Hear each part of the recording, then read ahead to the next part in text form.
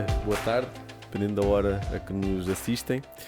Comigo hoje tenho a já habitual Ana Catarina Fidalgo e temos duas convidadas. Eu daria a oportunidade para elas poderem apresentar, depois introduzo o tema e vamos conversar sobre aquilo que no fundo tem sido a vida quer da Marta, quer da Priscila. Uma de vocês pode começar. Eu sou a Marta, sou missionária, tenho trabalhado na defesa dos mais vulneráveis e dos pobres e muito especificamente nas vítimas de tráfico humano desde 2013 e tem sido realmente um privilégio poder experimentar a transformação que Deus faz na vida das pessoas. Boa. Eu sou a Priscila, sou casada com o Gilberto, nós temos 2 filhos, a Valentina e o Pietro, e somos uma família missionária também desde 2010. Trabalhamos com imigrantes desde 2010 e a partir de 2016 começamos a trabalhar com refugiados, e exclusivamente refugiados que sofreram perseguição religiosa nos seus países de origem. E passamos pela Tailândia, servimos a maior parte do tempo na Itália e agora estamos cá em Portugal. Boa. A Bíblia diz que o reino de Deus é um reino de justiça, paz e alegria. Mas acho que podemos concluir que não há alegria sem paz e também não há paz sem justiça. E vivemos num mundo impregnado de múltiplas injustiças e violências, e vocês têm dedicado grande parte da vossa vida a combater essas injustiças. Talvez isso seja o maior sinal daquilo que Jesus nos responsabilizou a ser e fazer, né? Enquanto igreja, sermos sal e luz do mundo. E nós gostaríamos de ouvir um bocadinho mais da vossa experiência, dos vossos últimos anos. Sei que já passaram por diversas instituições e também já foram, digamos, ativistas de justiça social ou de direitos humanos em diferentes frentes, e gostaríamos de explorar um bocadinho isso e ouvir o vosso testemunho acima de tudo.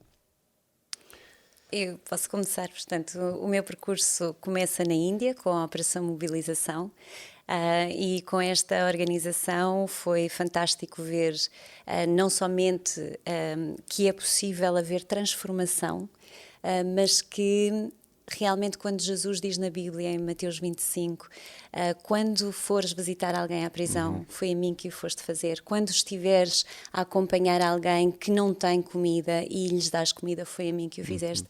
E realmente nós conseguíamos pôr essa mesma realidade em prática, não é? Portanto, nós íamos visitar não somente aquelas mulheres que eram maltratadas. Houve um exemplo que nunca mais me esqueço, de uma ação de formação que nós estávamos a dar numa comunidade muçulmana, e quando eu chego ao sítio da formação, no sul da Índia, todas elas tinham uma burca preta. E eu cheguei com o meu sari amarelo, laranja, e no fundo aquilo que eu lhes estava a dizer é: vocês são tão importantes para Deus e Deus ama-vos de tal forma que Ele enviou-me num avião desde a Europa para vir aqui para vos dizer que vocês são importantes e que Ele os ama.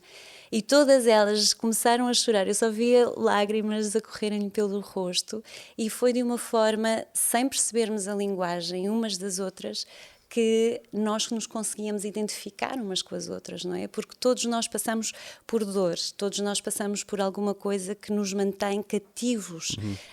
E estas mulheres tinham experimentado já uma dor imensa de serem as renegadas da sociedade, aquelas que ninguém quer, os vulneráveis, os invisíveis, aqueles que são completamente ignorados pelas comunidades onde vivemos. E foi nesse sentido que nós podemos ver transformação. Portanto, comecei na Índia, depois de ter feito uma formação mais específica em Direito Internacional Criminal, juntei-me com o International Justice Mission, e com esta organização estava em Mumbai a defender mesmo em tribunal mulheres que tinham sido enganadas, ludibriadas, algumas delas recrutadas à força para virem até Mumbai, e estavam em casas de alterno, os bordéis, não é? Em que tinham as camas portanto nem 10 centímetros de distância eles tinham uma cama da outra, camas de ferro, separadas apenas por uma cortina, e eram aí que recebiam mais de 30 homens por noite. E portanto, quando estas mulheres eram resgatadas, nós conseguimos realmente ver que há a possibilidade de trazer liberdade, e que esta liberdade não vem somente das cadeias que finalmente foram destruídas, mas depois também um processo enorme que tem que ser feito na reabilitação e restauração da sua alma, do seu espírito. E então todo este processo multidisciplinário, não é? Portanto, era isso que nós fazíamos e que eu aprendi a fazer com o IJM, que nós somos corpo, alma e mente e precisamos de ser restaurados de corpo, alma e mente. Integralmente. E então foi muito importante estar com este grupo. Houve uma altura que eu tive, por circunstâncias de imigração, que ir para um outro país, e foi aí que fui para o Uganda. E no Uganda, para além de trabalhar com os refugiados, havia uma parte na lei do Uganda que realmente me chocou muito, que é, em termos de tráfico humano, um dos métodos de tráfico humano é o sacrifício humano. E isto não aparece praticamente em mais nenhuma legislação do mundo em termos de legislação contra o tráfico humano. E isto porquê? Porque há muita feitiçaria negra, muita magia negra, muita bruxaria, e estes homens, eles violavam crianças porque o bruxo ou o feiticeiro lhes tinha dito: se vocês tiverem relações sexuais com uma virgem, vocês vão ficar curados. Então havia muitas violações, mesmo de crianças de 2, 3 anos, a serem violadas com esta percepção de que eles iriam ser curados. Então havia realmente este impacto que a mim me chocou, porque nós vimos de uma cultura totalmente diferente, não é? E talvez seja essa não somente o fato de eu querer servir e querer ajudar o próximo e defender aqueles que não se podem defender, mas uma outra forma, um outro sentimento que eu tenho vindo a acompanhar é que existem situações na cultura que propagam a violência contra os pobres. E é essa mesma cultura que nós nos temos que levantar e dizer: olha, isto não está certo, isto não está correto, e é contra isto que nós temos que combater. Não contra as pessoas, mas contra a cultura que está instalada. E era esta mesma cultura no Ghana que obrigava crianças a serem praticamente vendidas por 100 euros, cerca de uma ninharia para nós, mas que para aqueles pais eram o suficiente para que eles tivessem um mínimo de condições económicas. E isso, a cultura no Ghana permite que uma criança vá trabalhar. Aquilo que a mim me choca e que nos deve chocar a todos é que uma criança seja considerada como um escravo, uma propriedade, alguma coisa que possa ser usada para que eu possa ter o meu lucro, para que eu e os meus filhos possam ter o benefício. Então, na mesma casa, nós podíamos ter as duas situações diferentes, que eram as crianças que iam à escola, que tinham uma boa alimentação, que viviam dentro da casa e debaixo de um teto, e que iam trabalhar à noite para ajudarem os pais, e a isso nós chamamos o child labor, que era aceito culturalmente, era uma prática aceite, mas depois na mesma casa nós tínhamos os escravos, aquelas crianças que tinham sido compradas. E essas crianças, elas levantavam-se às 4 da manhã com um balde de água fria para irem trabalhar no barco, para serem jogados à água mesmo sem saberem nadar, para serem aqueles que tinham que fazer todo o trabalho forçado e dormiam ao relento, dormiam sob chuva, tinham muitas vezes só um prato de refeição por dia e não iam à escola, não tinham o direito à educação. E é neste sentido que nós temos que nos colocar nos pés de Jesus, quando Jesus diz: quando os defenderes a estes, é a mim que os defendeste, que defendeste. E é isso que me motiva e que me faz andar sempre para a frente, é saber que nós todos fazemos a diferença no lugar onde nos encontramos e onde somos chamados a estar, mas fazemos a diferença quando nós podemos alertar para alguma coisa que nós podemos combater. E nós só podemos combater aquilo que nós conhecemos. E é um bocadinho assim. Eu posso continuar a falar durante horas e queria ouvir um bocadinho da Priscila também. Está bem. Desde que eu comecei a trabalhar com a Igreja Perseguida, em especial, eu passei daquela fase assim de conceituar a justiça, a injustiça, para pensar nas formas de injustiça com um rosto, né? Essas formas de injustiça para mim ganharam rosto, ganharam nome, ganharam sobrenome. E quando eu penso nas injustiças, em discriminação social, na intolerância, essas pessoas vêm à minha mente. Então, eu me sinto muito privilegiada por conhecer essas histórias, por trabalhar, né, por poder servir essas pessoas. E eu acho que uma das maiores injustiças que eu já conheci foi na Tailândia, porque o que acontece na Tailândia? Os cristãos que são perseguidos nos países de origem, eles voam para a Tailândia porque, até então, a Tailândia era a sede do escritório da ONU para refugiados. Mas a Tailândia não era signatária dos acordos. Então, eles ficavam ali como imigrantes e se tornavam imigrantes ilegais. Em 2017, quando estivemos lá, a comunidade de cristãos era mais ou menos de 10 mil cristãos que viviam escondidos. E lá, quando eles são presos, né, eles vivem com a iminência de serem levados para o centro de detenção e com condições extremas, né? Ali eles se alimentam com sopa de pepino todos os dias. E eu pude visitar o centro de detenção e eu fui visitar uma senhora de 80 anos ali. E quando eu cheguei ali, eu tinha uma ideia de prisão em que eu poderia encontrar com a pessoa individualmente. E eu lembro que o meu marido já tinha ido à prisão e ele falou, olha, eu orei com quem eu fui visitar. E eu cheguei lá com a minha Bíblia e perguntei, eles fazem a revista, você precisa deixar tudo. E eu falei, posso entrar com a Bíblia? E a pessoa me olhou assim e falou, tá bom. E quando eu entrei, o nosso encontro não era individual, tinha inclusive a BBC fez um documentário sobre isso. Existia uma grade, um corredor e outra grade. E eles ficavam desse lado, um policial ficava nesse corredor e nós ficávamos do outro lado. E pensei assim, todas as pessoas gritando para serem ouvidas, eu falo baixo, né? As pessoas gritando para serem ouvidas e as outras pessoas também gritando.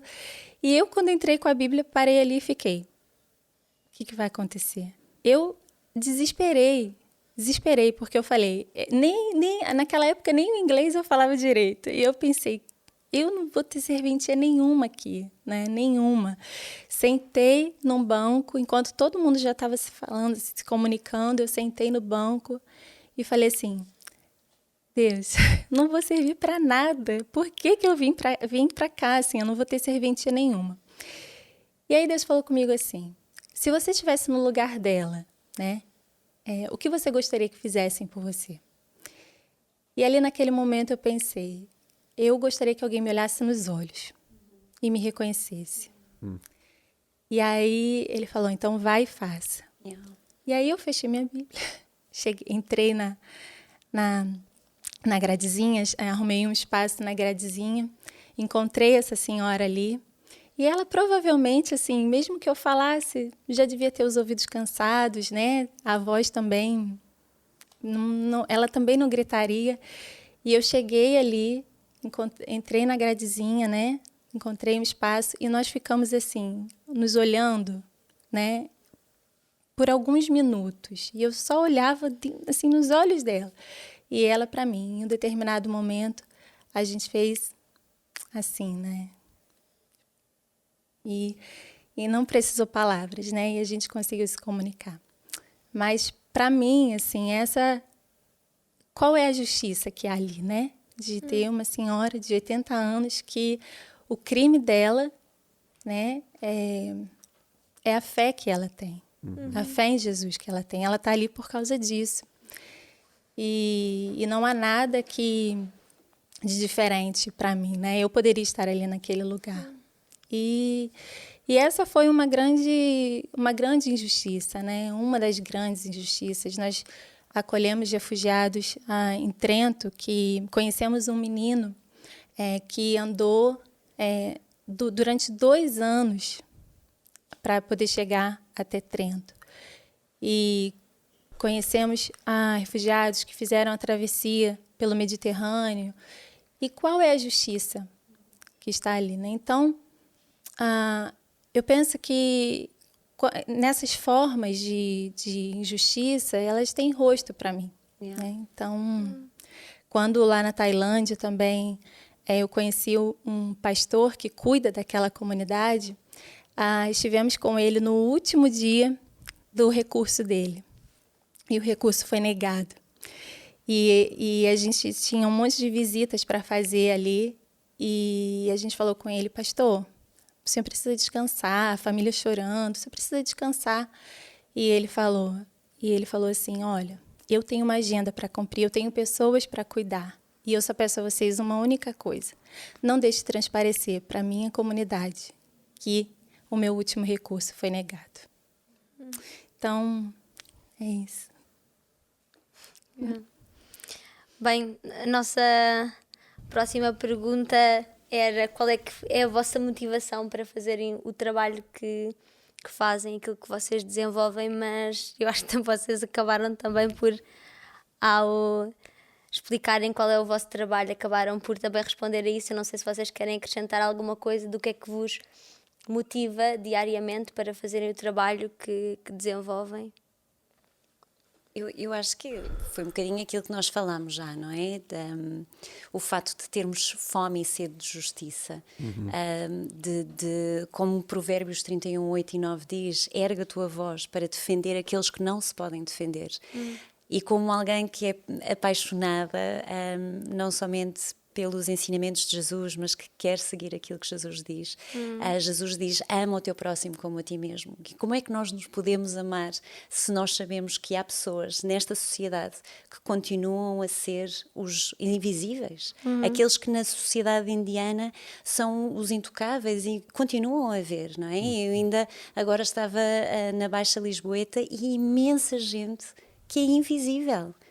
Que todas estas pessoas que estão a passar pela Baixa de Lisboa passam por elas, mas é como se elas não estivessem lá, é como se elas não existissem. Se formos ao Intendente mais para a noite, vocês vão ver imensas mulheres que ninguém vê e que não sabem a dor delas.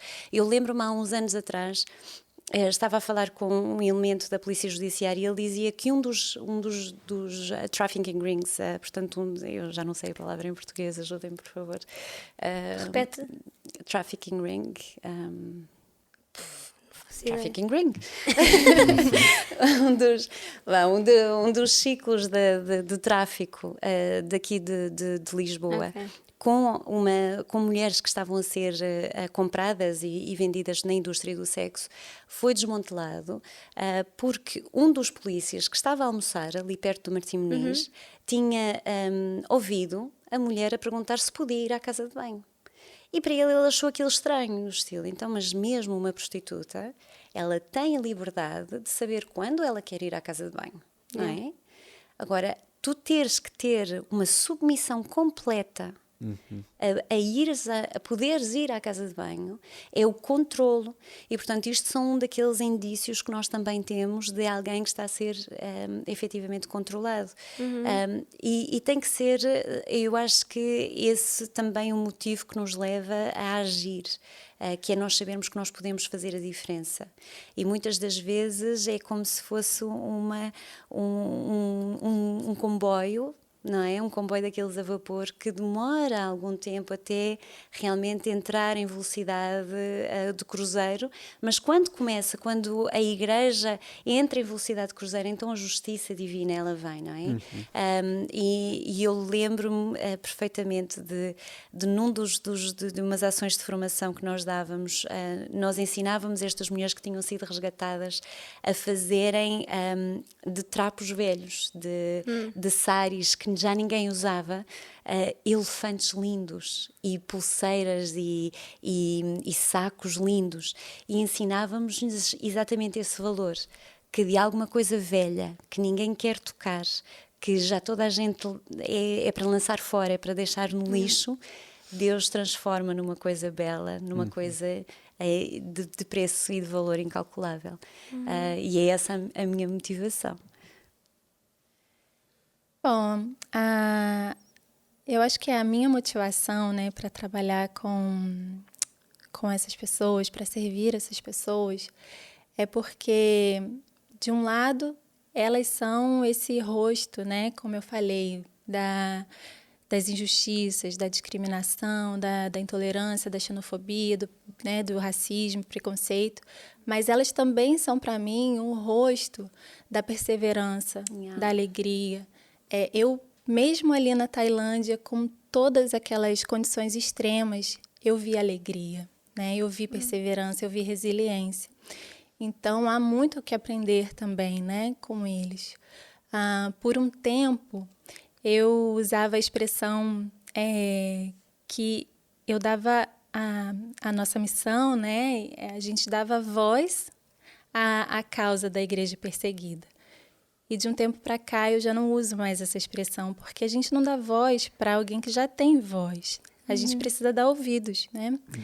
E a gente precisa, de uma certa maneira, ser como aqueles megafones. Eu não sei se aqui em Portugal é megafone, né? Que você é um instrumento para ampliar, para fazer com que essa voz chegue a lugares onde ela não chega, né? E causar barulho, e causar mesmo incômodo ao redor. E eu acho que essa é a minha motivação. Assim, eu desejo muito ser esse instrumento que leva o incômodo, sabe, para as estruturas. Eu acredito que a igreja ela pode ser muito assistencialista e ela também pode ser revolucionária, sabe? Então, acho que a gente pode ser tanto quanto. E é isso que me motiva, é fazer esse encontro entre a igreja, que está num contexto, sobretudo a igreja na Europa, que está num contexto estável, e fazer com que a gente olhe, né, para a causa da igreja perseguida. A conversa está excelente, mas vamos tender para concluir. Mas queria pegar naquilo que a Priscila acabou de dizer e também na pergunta que a Marta fez na sua intervenção na conferência do Refletir. A Marta dizia que a igreja na Europa está estável. E a história tem-nos dito que sempre que a igreja é perseguida, a igreja cresce. Cresce, isto é, espalha o Evangelho e vive de acordo com os valores do Reino de Deus. E também a história tem-nos dito, e eventualmente até temos experimentado em certa medida isso, que quando há uma estabilidade há também um inconformismo. Não é? Lembrando, por exemplo, o Martin Luther King, ativista também dos direitos civis dos Estados Unidos, ele tem um livro, A Força de Amar, e tem um capítulo sobre o inconformismo. Portanto, pensando nisto, nesta questão da estabilidade que por vezes também nos coloca numa zona de conforto e de excesso de inconformismo, e fazendo a ponte para a pergunta que tu nos colocaste e que me interpelou particularmente, que é: onde é que está a igreja no meio de tantas injustiças? E claro, podemos falar das injustiças ali em Ceuta, no Ghana, na Tailândia, mas eventualmente, ou arrisco a dizer, seguramente que no nosso círculo, na nossa cidade, no nosso bairro, no nosso país, há também muitas injustiças. E a pergunta, e eu gostaria também que vocês agora assim telegraficamente dessem uma espécie de mensagem pastoral para a comunidade: onde é que está a igreja no meio de tanta injustiça? Queres começar? Bem, quando eu ainda estava na Itália, uma amiga me falou sobre a Casa da Cidade. E a Casa da Cidade se tornou conhecida para mim como uma igreja que se preocupava, que se relacionava com a cidade. E eu acredito que a igreja tem esse papel central de ser resposta para as injustiças aqui da cidade e ser conhecida por isso. Yeah. Eu vou ler uma citação aqui do Nelson Mandela. Ele diz: ser livre não é somente libertar-se das correntes, mas viver de uma forma que respeite e que fortaleça a liberdade dos outros. E nós vivemos numa sociedade que não é de todo igualitária, e nós temos que ser o exemplo de como transformar situações que parecem barreiras e obstáculos em oportunidades de trazermos essa ligação e essa união até que haja liberdade para todos e haja justiça para todos. Há bocado tu também estavas a falar acerca de nós termos de estar atentos, não é? E eu acho que isso também acaba por ser uma solução. Eu estava a pensar, e a verdade é que nem todos nós, ou a maior parte de nós, não podemos fazer o trabalho que vocês fazem, porque senão não havia ninguém que fizesse os outros trabalhos. Portanto, muitas das pessoas que nos estão a ouvir, ou talvez todas as pessoas que nos estão a ouvir, não fazem o trabalho que vocês fazem naquelas 8 horas diárias, ou qualquer que seja o vosso horário. Aquilo que vos queria perguntar, e respondam assim mesmo muito rapidamente, é: o que é que a pessoa que nos está a ouvir pode fazer para ajudar o vosso trabalho, não tendo ela este trabalho como a sua vida laboral diária? O que é que a pessoa pode fazer na sua vida normal que faça diferença no vosso trabalho? Portanto, para além de estar atento aos indícios, não é? Tal como eu disse, e eu vou ler que é para ser muito sucinta, sinais de medo, tristeza, ansiedade, desconfiança, hematomas ou sinais de agressão física, o aspecto e a saúde física, mental, e no caso de crianças ainda não reconhecer os pais ou os tutores, não se comportar de acordo com a sua idade, portanto, não ter amizades, não ir à escola ou ao médico. Portanto, se vocês realmente virem uma situação dessas, podem denunciar através do 808 257 257. Portanto, esta é uma das formas que vocês podem fazer a diferença, e neste momento existe muitas situações, tal como o caso de Odmira, que estavam escondidos e só vieram à luz exatamente porque houve alguém que foi fiscalizar através de uma denúncia, não é? Portanto, a importância da denúncia. E depois todos nós podemos fazer escolhas que permitam que haja uma redução do trabalho escravo. E por isso é que tenho, por exemplo, este chocolate. E este chocolate tem aqui um programa que é o programa do cacau.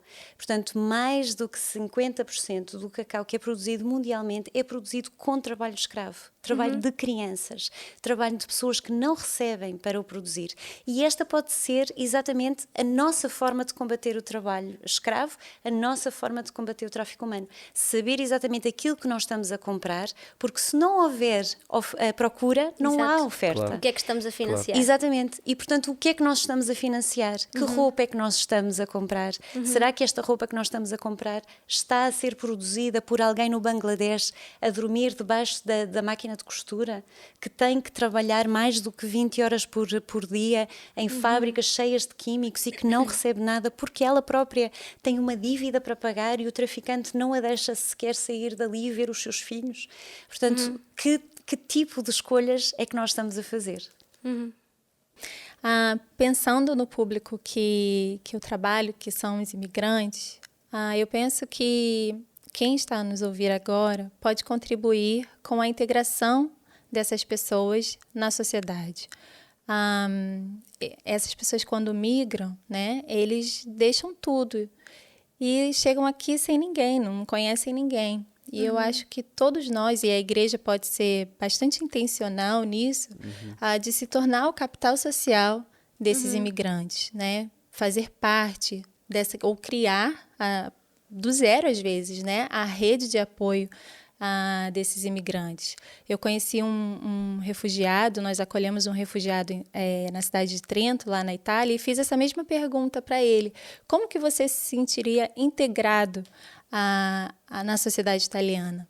E ele respondeu assim: como eu posso pensar em integração se eu venho, e aí ele estava a se referir à igreja, em si, como eu posso me sentir integrado se eu venho aqui há 2 anos e ninguém aperta a minha mão? Então, eu acho que existem formas muito simples para a gente sinalizar o reino, existem formas muito simples de combatermos as injustiças, e eu acho que todos nós podemos contribuir com a integração dessas pessoas.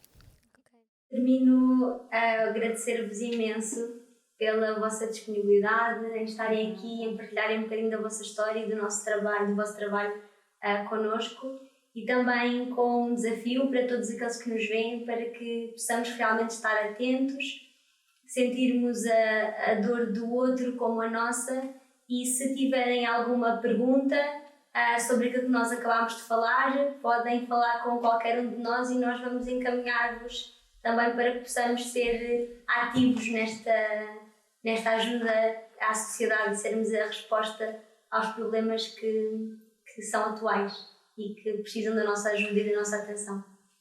E é isso. Até à próxima.